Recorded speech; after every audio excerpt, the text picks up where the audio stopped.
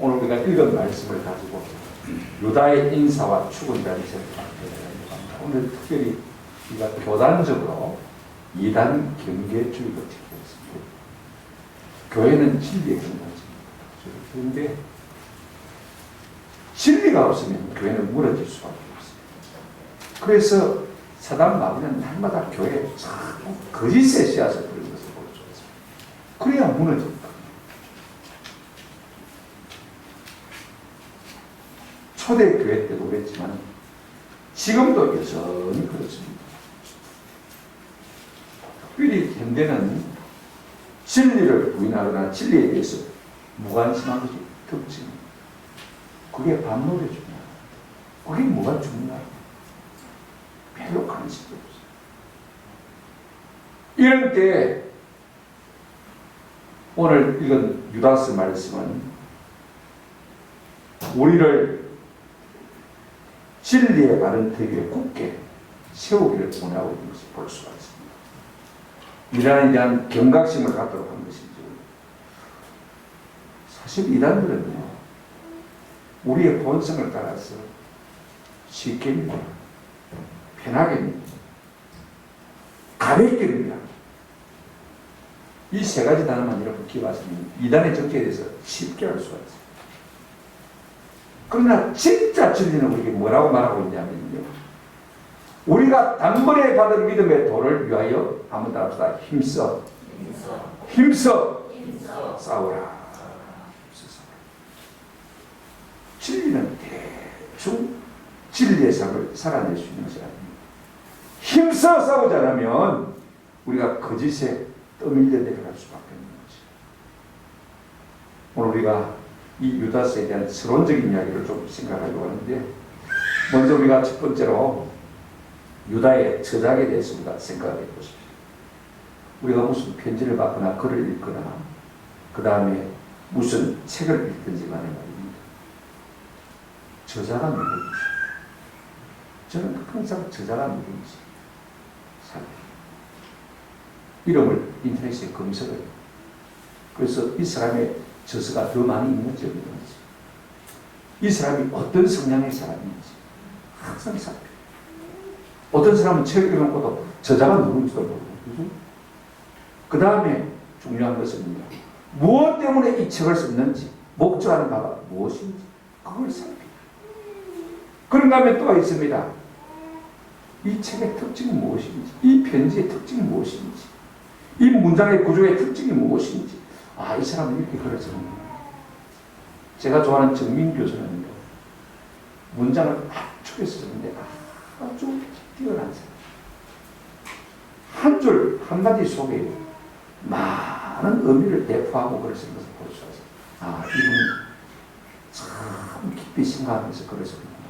함부로 말하는 대로 그냥 손 꺼내는 대로 글을 쓰는 분이 아니구나 하는 것을 제가 봤거든요. 그러니까 이분 딱 글을 읽어보면요, 아무 문장이나 내밀어도 정민 교수 글인데 왜 이 사람이 이 말을 쓰고 있지? 검색해보면 정민 교수 말을 그대로 인용하고 있는 것을 볼 수가 있습니다. 오늘 우리가 이 유다서를 읽게 되는데, 유다서의 저자가 누군지, 유다서니까 유다가 썼겠죠. 그 다음에 이 책의 목적이 무엇인지, 이 편지의 목적이 무엇인지, 특징이 무엇인지를 한번 생각해 보십시오. 오늘 보면 1절 한번 보시기 바랍니다. 예수 그리스도의 종이요 야고보의 형제인 유다는 이렇게 말하고 있습니다. 지금요, 유다가 자기를 소개하면서 어떻게 소개하고 있습니까? 예수 그리스도의 뭐라고 소개하고 있습니까? 종이라 이렇게 소개하고 있는 것을 볼 수가 있습니다. 사실 이 유다는요, 예수님의 육신의 친동생입니다. 얼마든지 우리가 이렇게 말하고 싶은 충동을 갖지 않겠습니까? 예수님의 육신의 친동생인 유다는 이렇게 말할 수 있습니다만은요, 그렇게 말하지 않는 것을 볼 수가 있습니다. 왜냐하면 유다는 한갓 인생에 불과하고 자기의 형님이긴 하지만 동정녀 탄생을 통해서 이 땅에 오신 예수님은 하나님의 아들이시고 하나님의 아들인 것을 믿기 때문에 도무지 범접할 수 없는 거리가 있다고 합니다. 나는 예수 그리스도의 종에 불과하다. 자신은 그렇게 표현한 것을 볼 수가 있습니다. 그리고 유다는 사도가 아닙니다. 우리가 17절에 보게 되어지면 사랑하는 자들아 너희는 우리 주 예수 그리스도의 사도들이 미리 한 말을 기억하라. 사도들이 미리 한 말을 기억하라 라고 말하는 것 가운데서 자신을 사도에 포함시키지 않고 있다는 것을 우리가 알 수가 있습니다. 유다는 또 자신을 누구라고 소개하고 있습니까? 야고보의 형제 유다 이렇게 말하고 있습니다. 1절 보십시오. 성경에 야고보의 아들 유다라는 제자가 이름이 나오는 것을 볼 수가 있습니다. 그런데 여기 보니까 야고보의 형제 유다. 야고보의 형제 유다는요, 성경에 딱 한 사람밖에 없습니다. 누구냐면 예수님의 동생, 그죠? 교회 수장인 야고보의 동생. 자, 여러분 마태복음 13장 55절 한번 보시기 바랍니다. 사람들이요, 예수님에 대해서, 예수님의 가문에 대해서 험히 꿰뚫고 있는 것을 볼 수가 있습니다. 이는 그 목수의 아들이 아니냐, 요셉의 아들이 아니냐, 그 말입니다. 그죠? 그의 어머니는 마리아, 동네 사람들이 다 알고 있는 거예요. 그의 형제들은 야고보, 요셉, 시몬, 유다라 하지 않느냐. 자녀들 이름까지 다 알고 있습니다. 같은 동네 사람입니까? 이게 마지막으로 누가 나옵니까? 유다. 그러니까 야고보가 맏형이고 요셉, 시몬, 유다 막내입니다. 그러니까 지금 이 편지를 쓰고 있는 사람은 누구냐면 야고보의 동생 유다인 것을 볼 수가 있어요. 예수님의 육신의 막내 동생이라 이 말을 쓰는 것입니다. 그런데 이 야고보의 관심은요, 예수 그리스도의 종에 관심이 있지 내가 뭐 야고보의 동생이고 아니고 그런 관심이 없습니다. 자신을 야고보의 동생이라고 밝힌 이유는 있습니다. 사람들이 그래야 나 유다라는 사람이 누군지 아니까. 그죠? 많은 사람 이름이 유다가 참 많은데 도대체 어느 유다고 그럴 수가 있으니까 교회의 수장인 야고보의 동생 유다다 이렇게 이해할 수 있는 것입니다. 그래야 사람들이 신뢰를 가지거든요. 그런 이유밖에 없습니다. 근데 사실 유다는요, 처음부터 자기네 육신의 형님이지만은 예수를 믿은 사람이에요. 하나님의 아들로 믿은 사람이에요. 우리가 요한복음 7장을 보게 되어지면 초막절 명절을 당했을 때 예수님의 동생들이 예수님 앞에 데모를 했습니다. 당신이 많은 사람 앞에서 드러나기를 원하면서 왜 예루살렘 명절에 올라가지 않느냐고. 빨리 올라가라고. 그렇게 사람들에게 드러내 보이기를 좋아하면 빨리 올라가라. 7장 5절에 보면 이렇게 설명하고 있습니다. 이는 그 형들까지도 예수를 믿지 아니하리라. 예수님의 친동생들도요, 예수님이 하나님의 아들이신 사람 믿었다 그 말인 것입니다. 그러다가 예수님이 십자가 지시고 다시 부활하신 다음에 형제들이 예수를 믿게 되었습니다.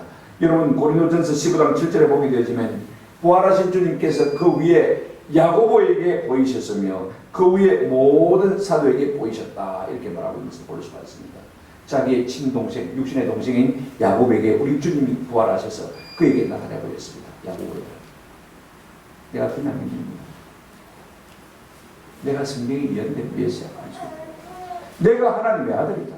죽었다가 살아났잖아. 그래서 야고보가 믿게 되어지고 이 야고보가 동생들을 설득해서 다 예수 그리스도가 하나님의 아들이신 것을 믿게 되는 것을 볼 수가 있습니다. 뭘 근거로 그렇게 말할 수가 있느냐? 사도행전 여러분 보십시오. 1장 14절에 보시면 이런 말씀이 있습니다. 이제 그들이 예수 부활승 하신 다음에 마가 요한의 다락방에서 모여서 기도하는데 어떤 사람이 모였냐면 이렇게 말하고 있습니다.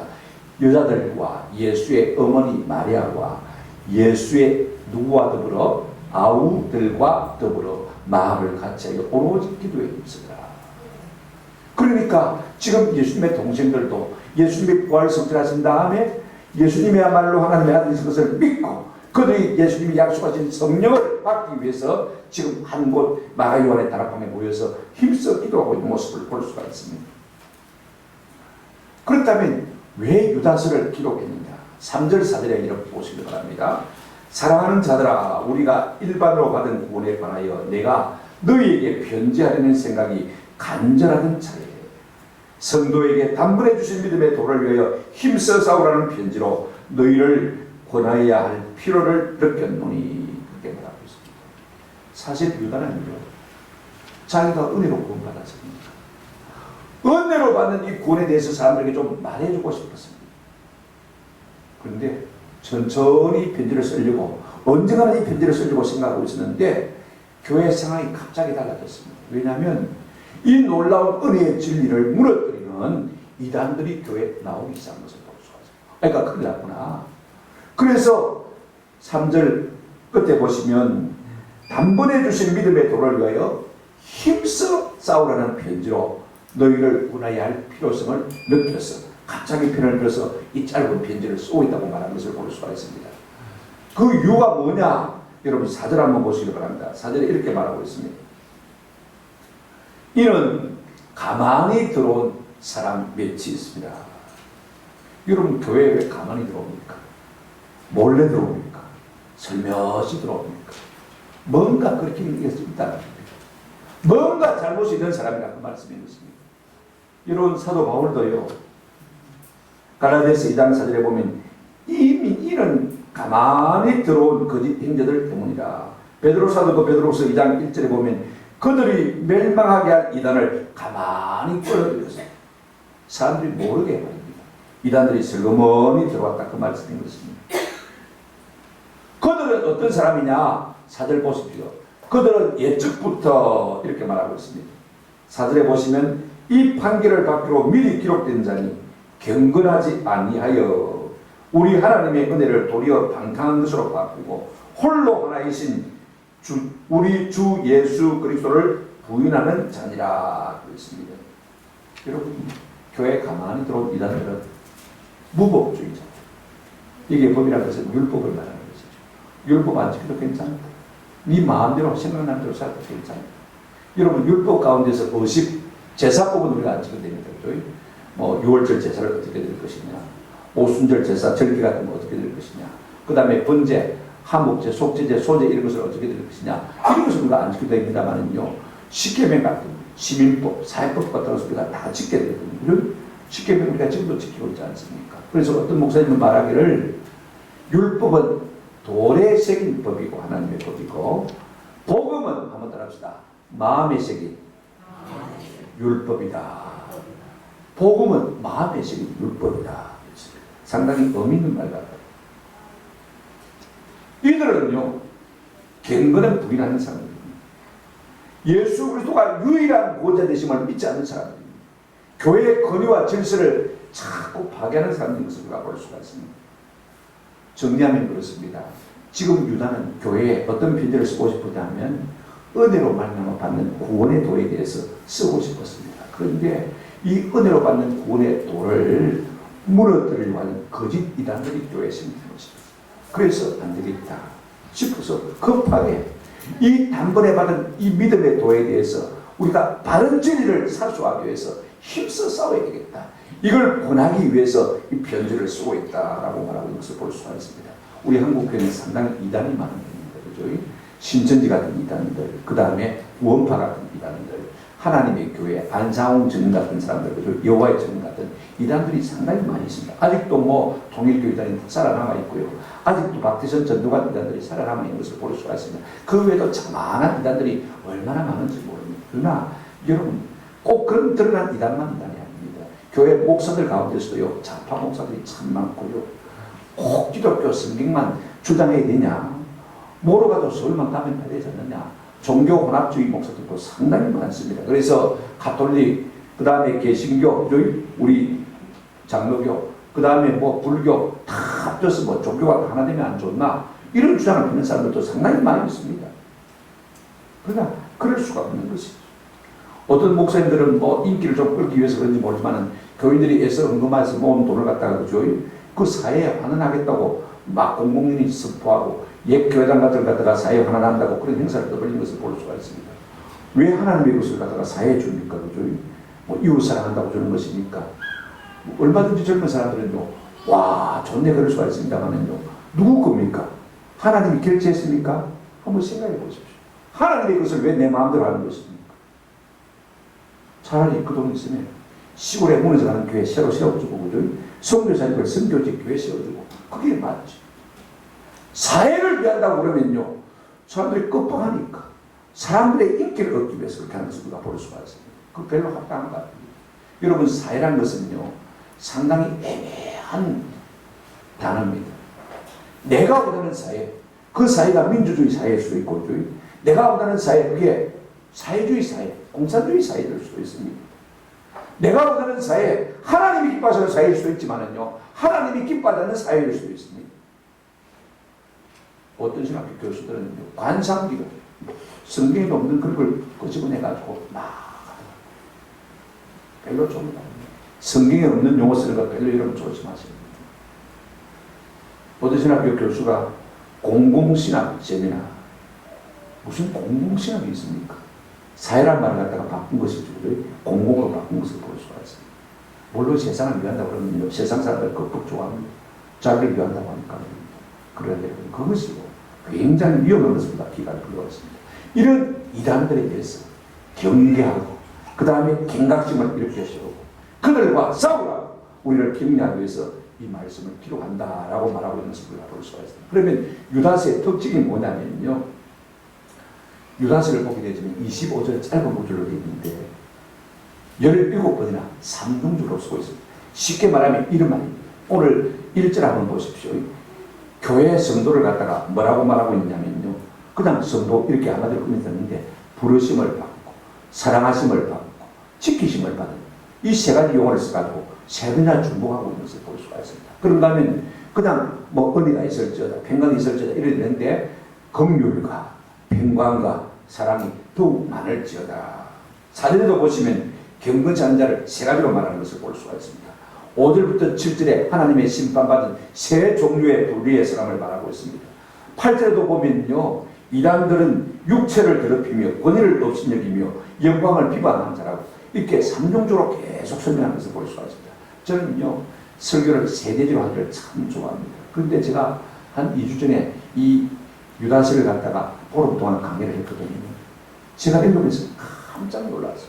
저는 잘 몰랐는데 이렇게 설교하기 쉬운 본문이, 설교하기 쉽도록 좋아할 만한 본문이 어디 있을까 싶은 생각이 들어요. 그냥 눈에 쑥쑥 보이는 거예요, 돼지가. 와, 그래, 이 말씀을 가지고 한번 설교를 진행하겠다. 제 마음속으로 생각했습니다. 그래서 앞으로 한 8월 15일까지 제가 이 본문을 가지고 계속 설교할 생각입니다. 사람들은 이 유다서를 잘 몰라요. 가치를 잘 몰라요. 베드로후서와 참 비슷해요. 이 유다서를 잘 읽고 나면요, 8월 10일까지 우리가 묵상하고 그죠? 이 말씀을 잘 갖고 나면 요한계시록이 열립니다. 요한계시록의 임무서와 같죠. 무엇 때문에 요한계시록을 기록하게 됐는지 우리가 유다서를 잘 읽고 나면요, 이해가 빨라질 수 있어요. 그래서 요한계시록이 아마 열리기 시작할 거예요. 그런데 한국교회는 이 유다서를 좀 가볍게 생각하는 경향이 있습니다. 그럼에도 불구하고 어떤 분은 이 유다서야말로 교회를 일깨우는 불의 십자가, 교회를 일깨우는 불의 십자가. 여러분, 이 말씀을 읽고 깊이 묵상해 보십시오. 가슴에 불이 붙는 것을 느낄 수가 있습니다. 이 말씀보다 제대로 이해하면요, 우리 가슴 속에 불이 붙잡고는 견딜 수가 없는 것입니다. 그렇다면 큰 두 번째, 오늘 이 유다서를 받는 수신자들, 다시 말하면 독자들은 누구입니까? 사도 바울은 편지를 쓸 때마다 말입니다. 에베소에 있는, 그죠? 빌립보에 있는, 그죠? 그런가 하면 골로새에 있는, 데살로니가에 있는 교회에 편지하노니, 고린도에 있는 교회에 편지하노니, 갈라디아에 있는 교회 성도들에게 편지하노니, 그랬습니다. 그죠? 그 다음에 뭐 디모데에게 편지하노니, 그렇지 않습니까, 여러분? 우리가 잘 알죠? 디도에게 편지하노니, 빌레몬에게 편지하노니, 수신자가 분명합니다. 그런데 여러분, 오늘 본문을 보시기 바랍니다. 1절 하반절에 보면 유다는 부르심을 받은 자, 곧 하나님 아버지 안에서 사랑을 얻고 예수 그리스도를 위하여 지키심을 받은 자들에게 편지하노니 그랬습니다. 이걸 한번 생각해 보십시오. 부르심을 받았습니다. 하나님의 사랑을 받았습니다. 그 다음에 지키심을 받고. 여러분, 이 세 부류에 속한 사람이 누구겠습니까? 한번 생각해 보세요. 불렀어요. 그 다음에 사랑했어요. 그 다음에 지켜주셨어요. 어디에 해당되는 말이겠습니까? 여러분, 이 부류에 해당되는 사람이 누구라고 생각합니까? 한번 들어봅시다. 성도, 교회. 어느 집단, 어느 단체다 이 말을 대입해 보세요. 어울리지가 않습니다. 한번 생각해 보세요. 예를 들어서 국회의원들이 있습니다. 부르심 받고, 그죠? 사랑받고, 지키심을 받고. 맞습니까? 아닙니다. 대학 교수들이 있어요. 의사들이 있습니다. 부름받고, 사랑받고, 지키심을 받고. 아무리 안 맞는 말. 누구에게 맞는 말이냐? 하나님의 교회 성도들에게 다 합당한 말씀입니다. 오늘 이 유다는요, 어떤 그 시대의 교회, 특정한 개인, 어느 시대의 교회에 이 편지를 쓰려고 하는 것입니다. 앞으로도 이단들이 계속 생겨날 터인데, 오고 오는 시대의 수많은 성도들, 그들에게 이 편지를 쓰고 싶어서 수신자의 이름을 이렇게 세 불로 말하고 있는 것을 볼 수가 있습니다. 첫째, 어떤 사람은요, 부르심을 받은 사람. 두 번째 뭐요? 사랑받은 사람. 세 번째 뭐요? 지키심을 받은 사람. 그러면 교회 성도는 어떤 존재냐? 우리가 한번 생각해 보십시오. 첫째로 교회는요, 하나님의 부르심을 받은 사람. 이걸 우리가 아세요. 부르심을 받았던 말을 마태복음 22장 14절에는 청함을 받은 자들이다. 하나님 나라 잔치에 청함받은 사람. 누가요? 우리가, 교회가, 성도가 그렇다 그 말씀입니다. 참 중요한 부분입니다. 누구도 하나님의 부르심을 받지 않고 하나님의 청함을 받지 않고 이 자리에 앉아 있을 수 있는 사람은 아무도 없어요. 이 자리가 보통 자리가 아닙니다. 여러분, 사도 바울이 사도가 된 것은요, 하나님이 불러주셨기 때문에, 우리가 성도 된 것은 하나님이 우리를 마시기 때문에 불러주셨기 때문에 성도가 됩니다. 이걸 우리가 아세요. 하나님이 아브라함을 불러주셨으니까 아브라함이 믿음의 조상인 것이죠. 하나님이 모세를 모세야라고 불러주셨으니까 그가 이스라엘 백성의 지도자가 되는 것이죠. 하나님이 오늘 우리의 이름을 불러주셨으니까 우리가 부산 고흥교회 성도가 되는 것입니다. 아멘. 이사야 43장 1절에도 야곱 아들을 창조하신 여호와께서 지금 말씀하십니다. 이스라엘아 너를 지으시니가 말씀하시느니라. 너는 두려워하지 말라. 내가 너를 구속하였고 내가 너를 지명하여 불렀나니 한번 합시다. 너는 내 것이라. 왜 불러주셨습니까? 하나님이 자기의 것으로 삼으려고 우리를 불러주신 것입니다. 아멘. 하나님의 것으로 구별해 주시다 그 말인 것입니다. 저는요, 제 친구 목사님 어머님의 부르심을 대학 1학년 때 들어서 마음에 참 지금도 잊을 수가 없어요. 12월 24일 밤 저녁을 먹고 이제 설거지를 다 마치고 어머니가 그 당시에는 연탄불 갈아놓는다고 연탄불을 갈아놓고는 연탄재를 버리러 연탄재 버리는 데까지 갔습니다. 툭 던지고 고개를 탁 드는데 앞에 늘 보던 교회 십자가 딱 보이는 거예요. 그러면서 그 십자가 불빛이요 자기 가슴 속으로 밀려 들어오는데 어떻게 주체를 할 수가 없더라고요. 연탄 뭡니까? 꼬지를 넣고 교회를 다니고 12월 24일인데 교회들마다 성탄 이브 행사지 않습니까?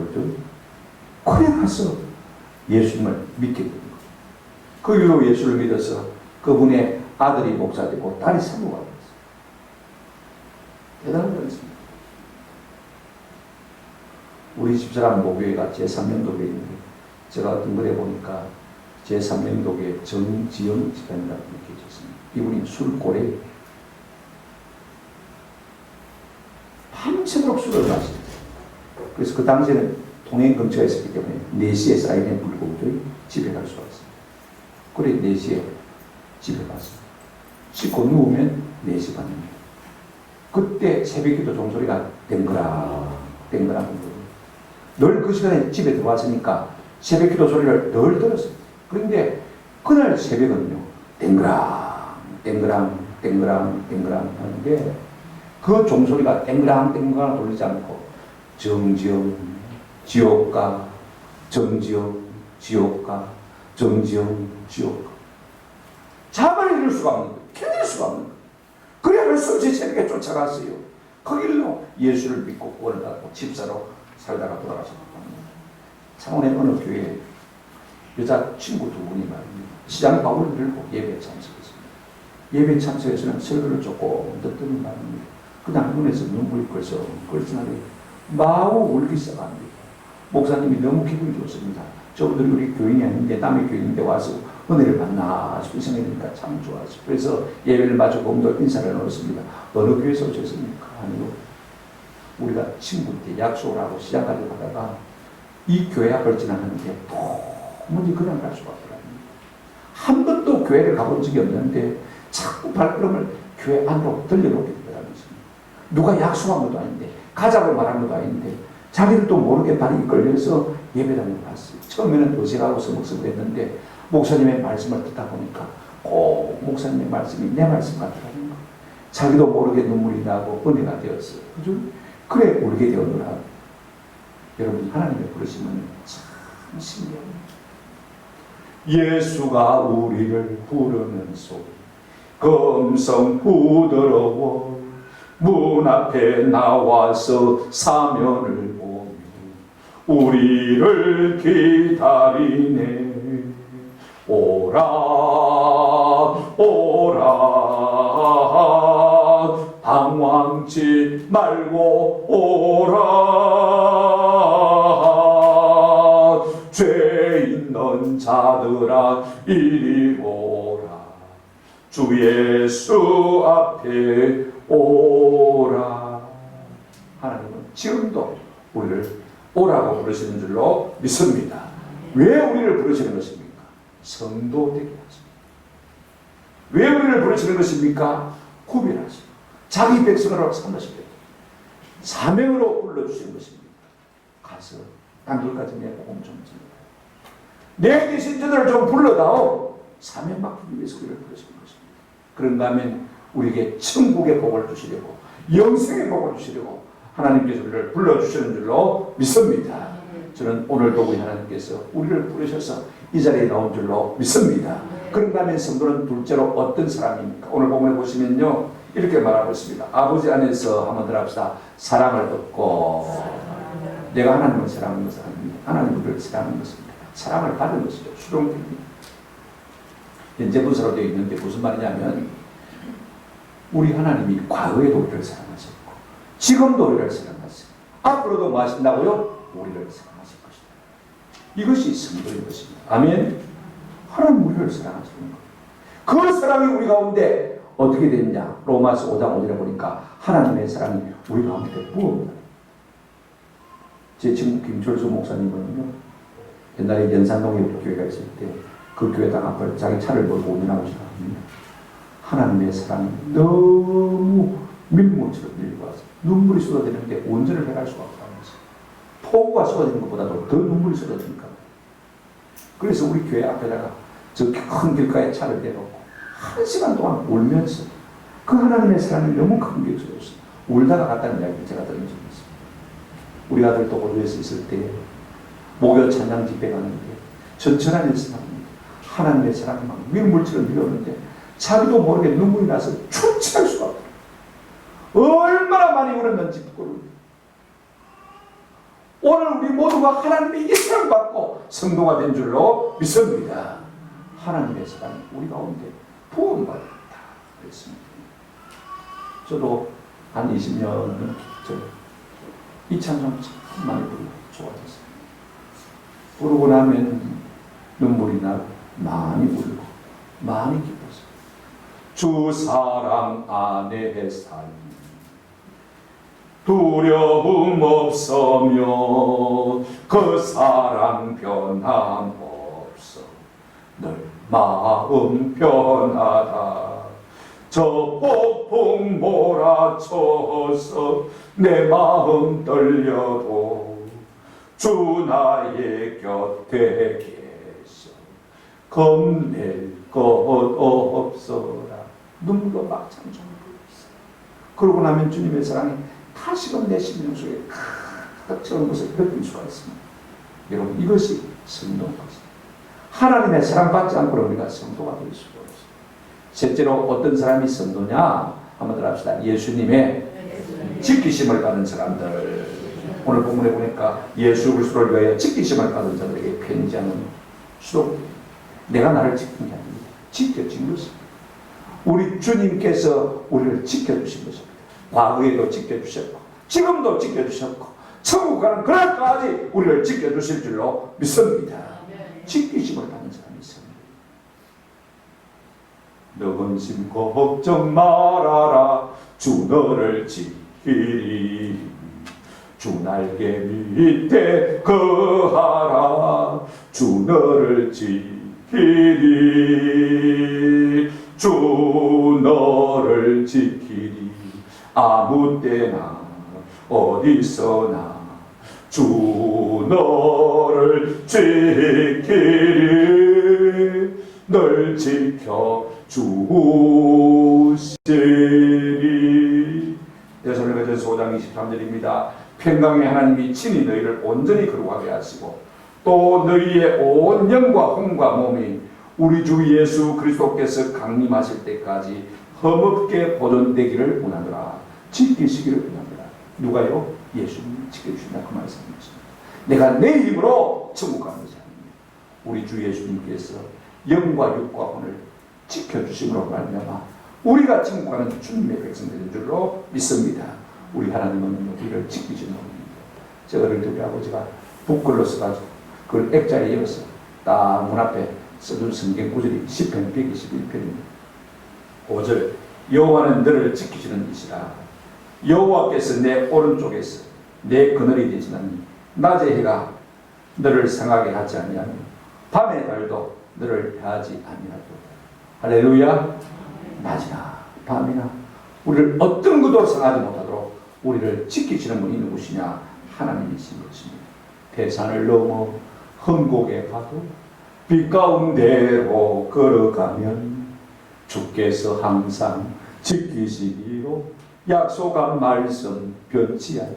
어젯밤에 한 2시가 됐는데 이 가사가 자꾸 떠오르는 거예요. 우리 집안에 자고 있는데 깨울 수도 없고 밖에 나와서 불을 켜고 찬송가를 태산을 넘어 이게 생각이 안 나가지고 그거 찾으면 금방 찾는데 찬송가를 전체 다 뒤졌어요. 1장부터 시작해서 쭉 넘기면서 그러니까 가장 쉬운 찬송가를 태산을 넘어 주께서 항상 지키시기로 약속한 말씀 변치 않니. 할렐루야. 이렇게 성도는 우리 주 예수 그리스도로 말미암아 지키심을 받은 사람인 것입니다. 이게 교회. 교회가 아무것도 아닌 것이야. 하나님이 부르시고 하나님이 사랑하시고 하나님이 지키는 사람들이 성도인 줄로 믿습니다. 언제까지요? 우리 주님 오시는 그날까? 우리가 천국이 되고 우리 주님께서 지켜주시기로 했습니다.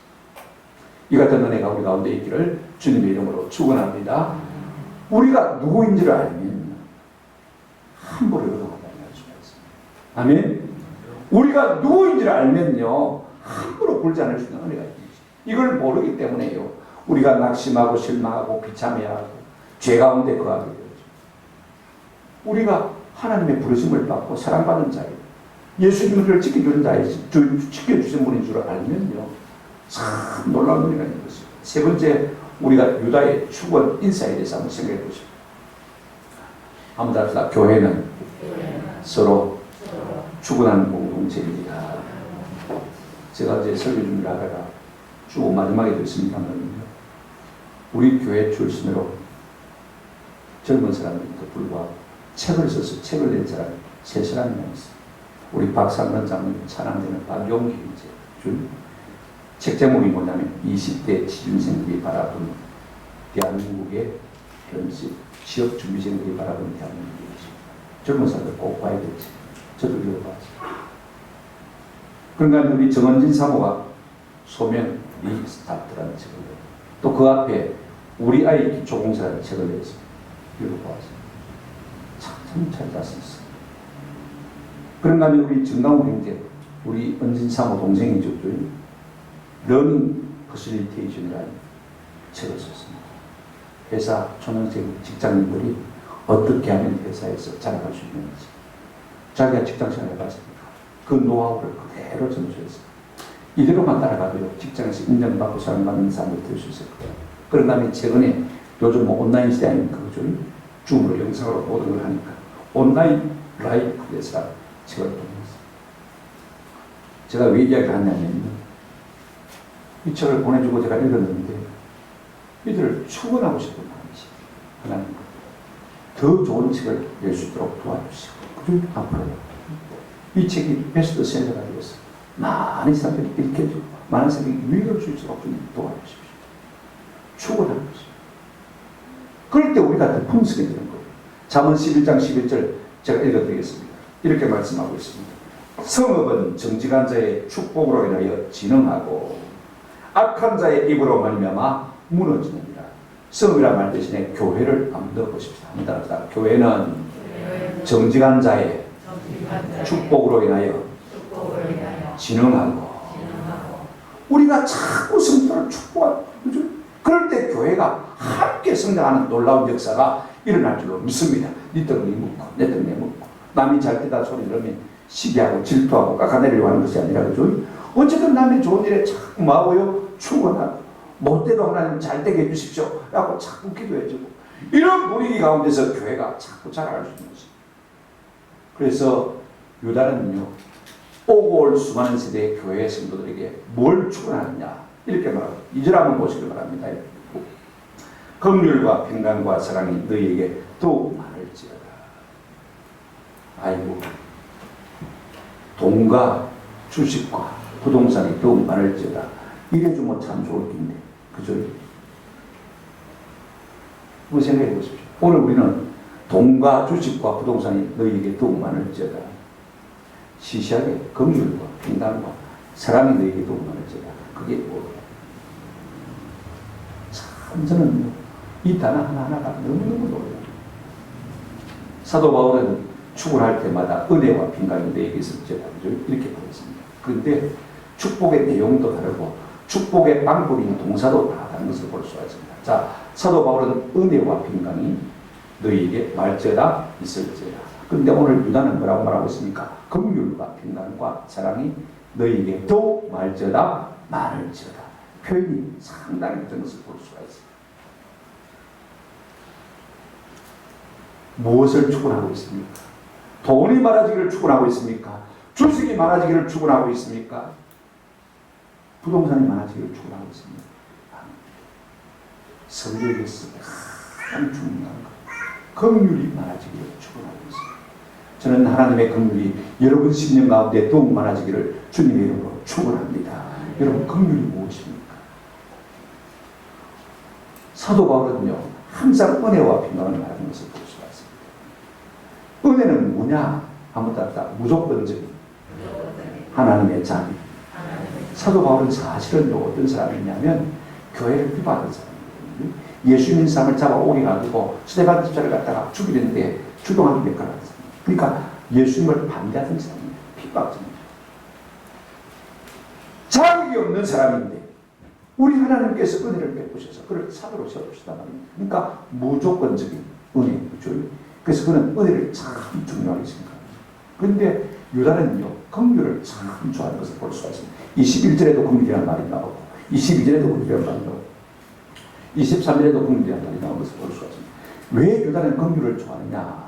긍휼은 뭐냐면 다음 따라합시다. 하나님의 무한정적인 자비. 아까는 무조건적인 자비죠. 조건을 따지지 않고 그가 어떤 사람이든지 간에 자비를 베푸신 것이 은혜입니다. 긍휼은 뭐냐? 무한정적인 끝이 없는 그죠? 자비가 뭐냐면 긍휼인 것입니다. 그래서 예수님의 육신의 동생이지만 예수를 믿었습니까? 안 믿었습니까? 끝없는 주님의 무한정한 자비 때문에 그가 부활하신 예수님을 하나님의 아들로 믿고 하나님의 신실한 일꾼이 되는 것입니다. 그래서 그는 긍휼을 감추는 것을 볼 수가 있습니다.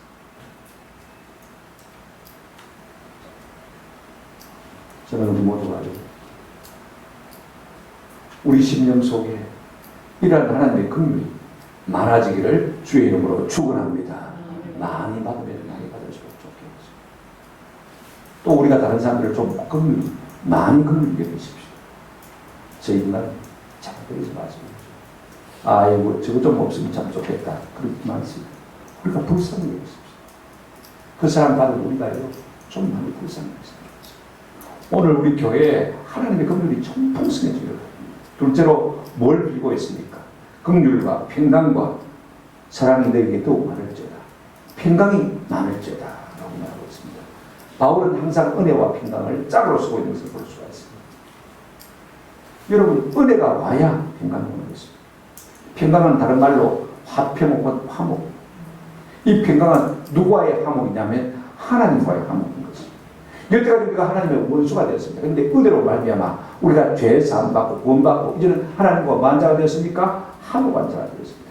아무리 돈이 많아도 내가 아무리 지위가 높아도 아무리 권세가 있어도 하나님과 등지고 살 수 있습니까? 행복한 사람 될 수 있습니까? 없습니다. 아무것도 없어도 내가 하나님과 화목한 사람이라면요, 정말로 행복한 삶을 살 수 있는 것입니다. 오늘 우리의 삶 가운데 하나님이 우리를 기뻐하시는 이 평강의 강수같이 샘솟는 그런 은혜가 더욱더 많아지기를 주님의 이름으로 축원합니다. 생각해 보십시오. 만약에 우리가 하나님과 덤비고 산다면요, 하나님과 원수가 되어서 어떻게 잘 살 수 있겠습니까? 어떻게 편안할 수가 있겠습니까? 세 번째로 유다는 우리에게 뭐가 더 많아지기를 원하고 있습니까? 한번 더 합시다. 사랑이 너희에게 더욱 많을지어다. 여러분, 긍휼과 평강은요, 내적인 것입니다. 내 속에 있는 것입니다. 하나님 날 긍휼히 여기셨구나. 나만 알 수 있습니다. 평안도 마찬가지입니다. 남들이 보기에는 내가 좀 불안하게 보이더라도 주님이 내게 주는 평강의 강수가 저거든요, 내 속에 있지 않습니까? 내적인 것입니다. 남들이 잘 알아볼 수가 없는 것입니다. 그런데 사랑은 어떤 것입니까? 외적인 것입니다. 저 사람 사랑이 많네요. 그죠? 왜냐하면 느끼잖아요. 사랑이 많은 것을 느끼거든요. 그렇지 않습니까? 유다는요, 이와 같은 사랑이 우리에게서 많아지기를 위해서 축원하고 있는 것을 볼 수가 있습니다. 그런데 사랑이라도 세 가지 방향의 사랑이 있을 수가 있습니다. 첫째는 하나님 우리를 사랑하시는 사랑이 많아지기를 바란다. 이 말도 될 수 있고, 그 다음에 우리가 하나님을 사랑하는 사랑이 더 많아지기를 바란다. 이 말도 될 수 있고, 그 다음에 세 번째는 우리가 사람을 사랑하는 사랑이 더 많아지기를 바란다. 이 말도 될 수가 있습니다. 여러분 어느 것이라고 생각했습니까? 저는 세 가지 다라고 생각했어요. 하나님 사랑이시죠. 저는 우리의 삶 가운데 하나님의 사랑이 날마다 더 많아지기를 주님의 이름으로 축원합니다. 내가 너를 사랑한다. 내가 너를 사랑한다. 인생의 고비고비마다 하나님께서 우리에게 그렇게 말씀해 주는 은혜가 더 많아지기를 주님의 이름으로 축원합니다. 하나님의 사랑 폭우처럼 믿을 수가 있으면 참 좋겠습니다. 예수의 넓은 사랑을 어찌다 말하랴. 주 사랑 받은 사람만 그 사랑 알도다. 세상 것은요, 많다고 좋은 것은 아닙니다. 돈이 많아도 부자도 있습니다. 그죠? 돈 때문에 잘못할 수가 있습니다. 건강이 좋아도요, 그 건강 때문에 죄질 수가 있습니다. 그죠? 높은 지위가 있어도요, 그 지위 때문에 교만할 수가 있습니다. 잘못할 수가 있습니다. 그러나 하나님의 사랑은 우리 가운데 아무리 많아도 결단코 부자는 없습니다. 저는 이 놀라운 하나님의 사랑이 날마다 우리 가슴 속에 밀물처럼 차고 넘쳐나는 은혜가 있기를 주의 이름으로 축원합니다. 또 하나, 어떤 사랑이 많아졌으면 좋겠습니까? 그 사랑 받은 우리니까. 그죠? 우리가 주님을 사랑한다고 하는 사랑이 좀 많아졌으면 좋겠습니다. 내 구주 예수를 더욱 사랑하라. 없도록 비련만 이것일세. 내 진정 소원이 내 구주 예수를 더욱 사랑하라. 주님 사랑해요. 사랑해요. 사랑해요. 주님 사랑해요. 똑같이 예수를 믿는데 어떤 사람은 주님을 뜨겁게 많이 사랑하는데 어떤 사람들은 미지근하고 주님을 사랑하는지 안 하는지도 잘 모르는 사람이 있습니다. 이 차이가 어디서 오는 것일까? 누가복음 7장 47절 말씀 한번 보여주시기 바랍니다. 다윗 누가복음 7장 47절에 있습니다. 이름으로 내가 네게 말하노니 그의 많은 죄가 사해졌도다. 이는 그의 사랑함이 많음이라. 사함을 받는 일이 적은 자는 적게 사랑합니다. 무슨 말씀이냐면 내 엄청난 죄가 사함받았다고 생각하고 믿는 사람은요, 주님을 많이 사랑하고 있습니다. 내가 살면서 무슨 죄를 지었는데 간혹 한 번씩 거짓말하고, 그것도 하얀 거짓말하고, 나도 모르게 막 조금 남들 비판하고 그런 죄밖에 없거든요. 그런 자들은요, 죄사함에 대한 감격이 적으니까 말입니다. 주님을 적게 생각하는 것입니다. 나 같은 죄인을 사랑해 준다고 생각하면 얼마나 우리 마음속에서 그 은혜에 감사해서 그 사랑에 보답하고자 나도 주님을 사랑한다고 고백할 수밖에 없는 것입니다. 여러분, 이게 중요한 것입니다. 사도 바울과 같이 얌전한 사람, 천전한 사람도요, 고린도전서 16장 21에 이런 말씀하고 있습니다. 만일 누구든지 주를 사랑하지 않으면 한번 더 합시다. 저주를 받을지어다. 주님 사랑하는 것이 무슨 저주를 받을 일입니까? 그렇습니다. 그러나 주님 사랑하는 마음이 없는 사람, 세상이 더 좋은 사람은요, 이미 저주 가운데 가는 사람입니다. 아멘? 주님 사랑하는 마음이 없는 사람은요, 이미 저주 가운데 사는 것이죠. 여기가 세상 좋아하고 세상 쾌락 좋아하고 세상과 세상의 속함도 좋아하는 사람, 그 세상 멸망할 때 그 세상과 함께 망할 수밖에 없는 저주받은 인생이라고 말씀인 것이죠.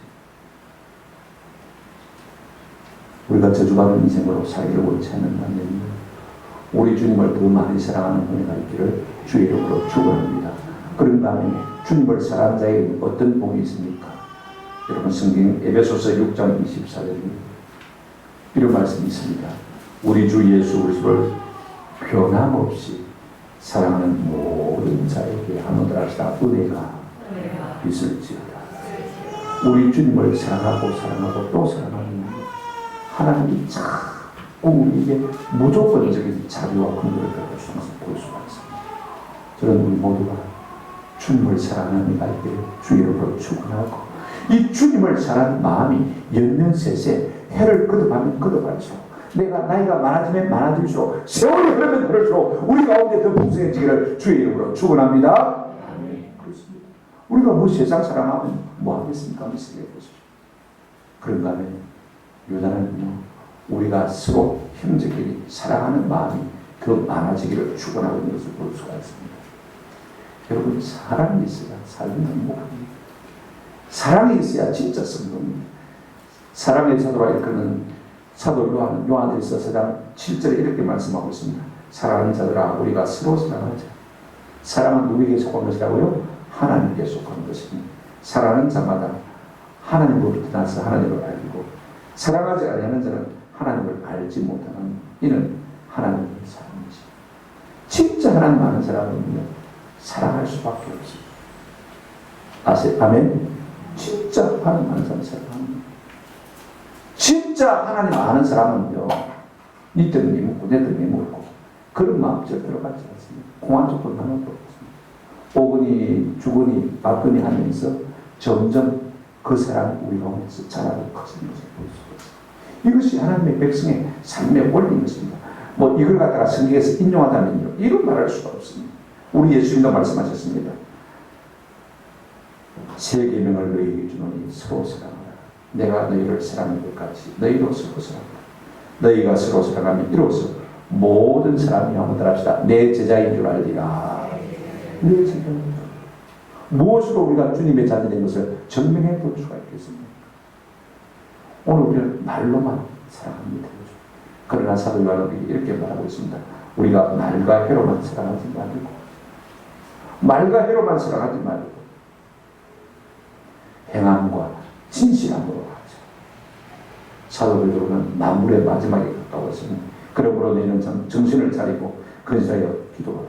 무엇보다 합시다. 뜨겁게 서로 사랑할지니 사랑은 헛한 죄를 이게 교회가 많아져. 오늘 우리 성도에게 뭐가 많아져야 되냐? 서로 사랑하는 사람이 많아지는 것입니다. 나이가 들면 들죠. 왜 유다는 오고 오는 세대에 수많은 교회들에게 긍휼과 평강과 사랑이 더욱 많아지기를 축원하고 있습니까? 긍휼과 평강과 사랑이 많아지면 많아질수록 그 교회가 건강해지게 됩니다. 여러분, 교회가 건강해야 이단들을 이길 수가 있습니다. 거짓 교사, 거짓 선자를 이길 수가 있습니다. 적 그리스도를 이길 수가 있습니다. 이단에 빠진 사람을 가만히 보면 교회에서 사랑받지 못해서 사랑받고 싶었는데 그 이단들이 잘못된 줄 알아요. 그럼에도 불구하고 그 사랑 때문에 끌려가는 것을 볼 수가 있습니다. 하나님의 긍휼 여기심을 체험하지 못하니까요, 이단에서 무슨 말하면 솔깃해가지고 그 끌려가는 것을 볼 수가 있습니다. 평강 그러지만 내게 강 같은 평강, 내게 강 같은 평화 노래 부르지만 진짜 자기 마음속에 평강이 없는 거예요. 그런데 이단 가운데 그게 있는가 싶어가지고 기웃거리다가 이단으로 빠진 것을 볼 수가 있습니다. 여러분, 오늘 우리 교회 속에 긍휼과 평강과 사랑이 가득하다는 일이요, 건강한 교회가 된다면요, 어떤 이단도 교회를 이길 수 없는 줄로 믿습니다. 교회가 강해지는 것입니다. 왜냐하면 긍휼과 평강과 사랑이야말로 교회의 필수 비타민인 것 같습니다. 오늘 우리 속에도요, 이 주님의 긍휼과 평강과 사랑이 더욱 많아지는 은혜가 있기를 주님의 이름으로 축원합니다. 말씀을 듣습니다. 악한 사람 마귀는 말세가 되면 될수록 교회를 자꾸 거짓으로 물들이게 하는 것입니다. 주보 뒷면에도 있습니다만요, 여러분 교회 밖의 사람들 참 조심하시길 바랍니다. 페이스북에도 아무나 교회 이름 말한다고 해서, 예수 이름 말한다고 해서 친구 삭제하십시오. 이단들이요, 페이스북에 막 활동합니다. 친구하자고 요청을 보냅니다. 잘 몰라요. 좋은 예수 믿는 사람 같아요. 그런데 아는 경우가 참 많습니다. 제가 대학 다닐 때 영웅으로 생각하던 저희 예수원의 대청도 친구 같은 사람입니다. 그분이 이 성공에 여러 가지 부조로한 것 때문에 계획하자고 뛰쳐나온 사람입니다. 그런데 너무 계획을 열심히 하다가 사회주의가 되고 나서 토지 공유 개념을 다 버렸습니다. 공산주의를 받아들였습니다. 성공해 되고 싶죠, 여러분. 거기 있는 사람들 전부가 다 성공과는 멀어진 사람입니다. 동성애 지지하지 않습니까? 공산주의 지지하지 않습니까? 토지 공개념 지지하지 않습니까? 교회가 그렇게 변질되더라고 말씀인 거죠. 이거 우리가 유심히 깊이 생각해 봐야 됩니다. 그러므로 교회 안에서 말씀도 공부하세요.